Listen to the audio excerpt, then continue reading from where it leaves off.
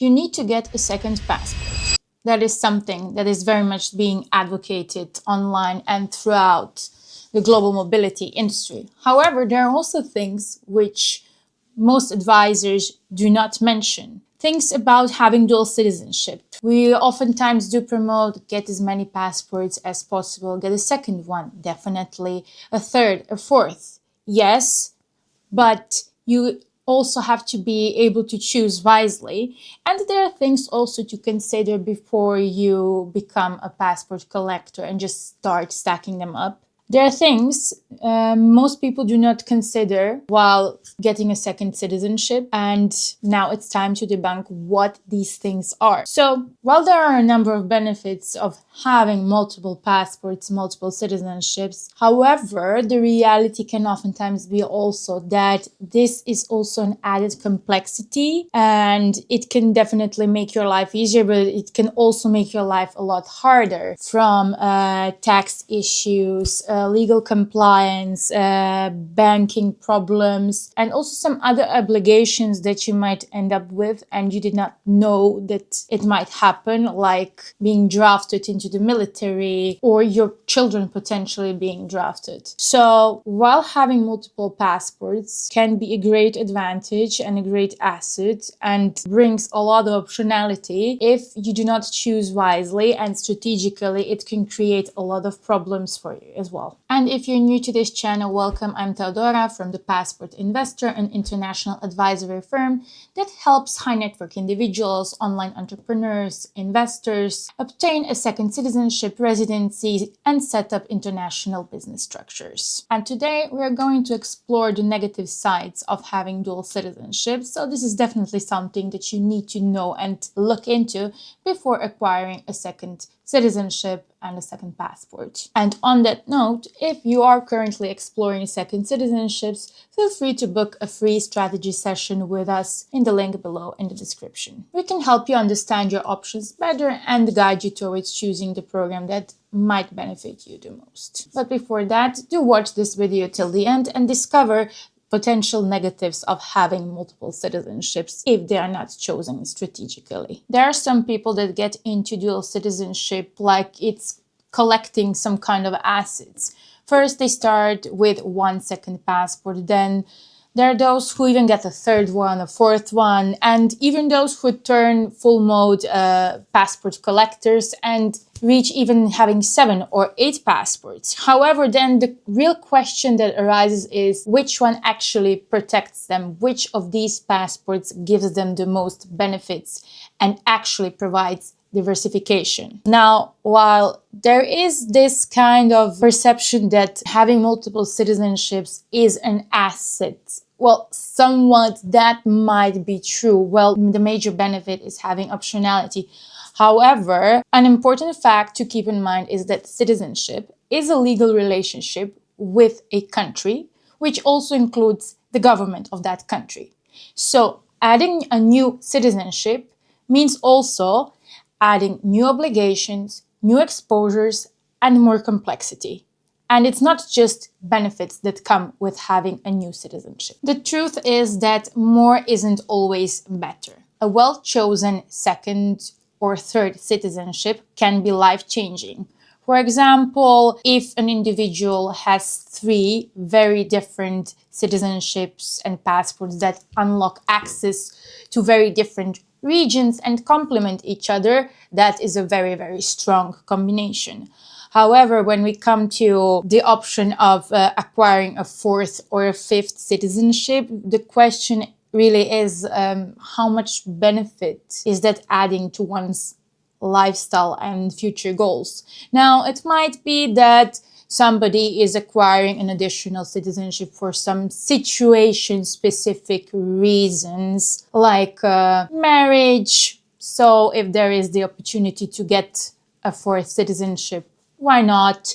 And if somebody is interested in a specific country and needs the access to that specific country, or wants to do business as a citizen in that specific country, and it might be that that place has a CBI program, yeah, in that cases, it might make sense. However, when we talk about acquiring more than 3 passports, a fourth, fifth, sixth, like many passport collectors, the question is how much complexity is that going to create actually? So having 2 or 3 strategically chosen citizenships that complement each other will always outperform a totally messy random collection of citizenships and passports. Like, we can look at the example of some people having 3 Western passports that does not really provide much benefits or diversification.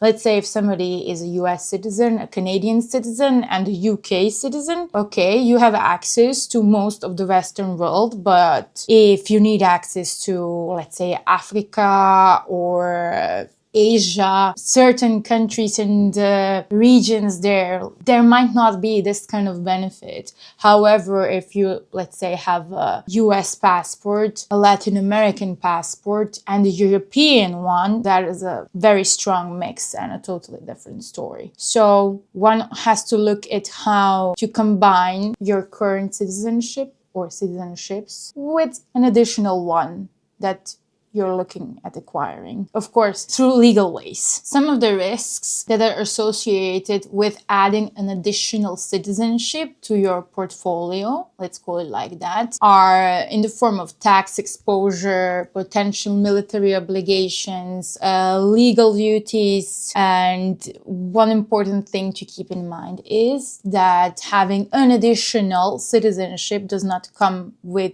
benefits only, but also with legal responsibilities, so it's belonging to multiple countries. Like a very important thing to keep in mind is the tax exposure, because some countries have citizenship-based taxation and not based on residency only, with the United States being the most famous example, and some countries considering, planning, trying to introduce this citizenship-based taxation. While the US is the most famous example, its citizens are based on citizenship no matter where they live.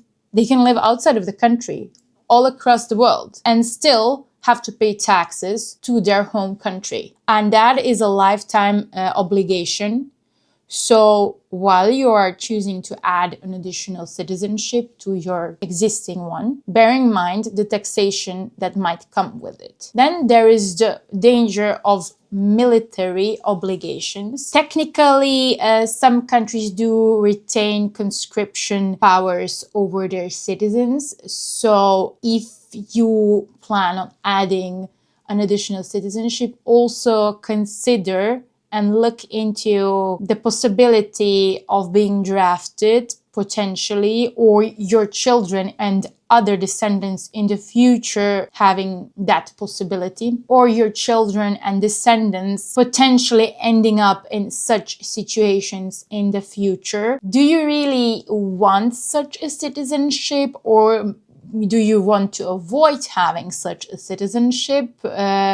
I also would not advise getting citizenship and a passport of a country that is in conflict, because there might be some sanctions, there might be issues with banking, doing business, travel, also the negative perception that comes with it. So do consider also these kind of negatives that might come with having an additional citizenship. And then there's also the risk that comes with some legal duties. Now, jury services, or you might have to report back to your country. And some countries also have restrictions on renunciation potentially in the future, or don't have a law that would enable somebody to renounce their citizenship in the future. So there might be some legal things which you do not want to get and that come with having an additional citizenship. Now do be careful with how and which citizenships you're choosing to add. In addition to these issues with renunciations, now you might want to add this kind of citizenship to your portfolio. But how easy or difficult might it be in the future to renounce it in case you will want to renounce it? And also, is there a danger for your citizenship to be revoked? Also a very important thing to keep in mind. And now when it comes to banking, multiple citizenships can make you look riskier to banks, not safer. There might be enhanced due diligence on you, the possibility of your accounts being frozen, a lot of compliance questions and extra documentation might be required of you as well. So if you have a citizenship, one of your citizenship from a country that triggers heavy compliance rules, your entire financial life can become more difficult actually and not easier. So the thing is also how much easier or difficult is the additional citizenship gonna make your banking. So the key takeaways would be that when you are planning to add an additional citizenship to your existing one or your existing portfolio, look at the benefits and long-term how it complements you strategically. Choose strategically because having multiple citizenships is about having optionality, having benefits and not additional complexities. So be very strategical when it comes to choosing and adding an additional citizenship. Do look into those that complement your existing citizenship.